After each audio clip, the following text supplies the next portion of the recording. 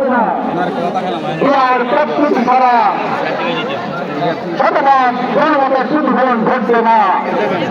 ৫১ বছর আমরা কি দেখেছি, নির্বাচন হয়েছে, নির্বাচন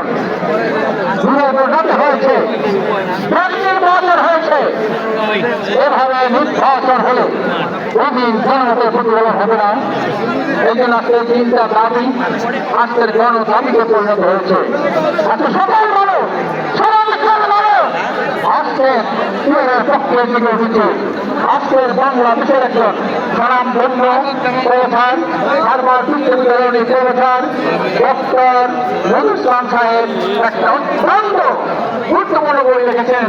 এটা 34-এ এই 5ই আগস্টের পরে উনি এই বইটা লিখেছেন। তার নাম হলো আনুপাতিক নির্বাচন কি এবং কেন। এর মধ্যে কেন উনি আনুপাতিক নির্বাচন চাই, উনি 10টা কারণে কথা উল্লেখ করেছেন। বিএনপিকে নির্বাচন মেনে নেওয়া উচিত, 3টা কারণে বিএনপিকে নির্বাচন মেনে নেওয়া উচিত। উনি এই কথাগুলো ওই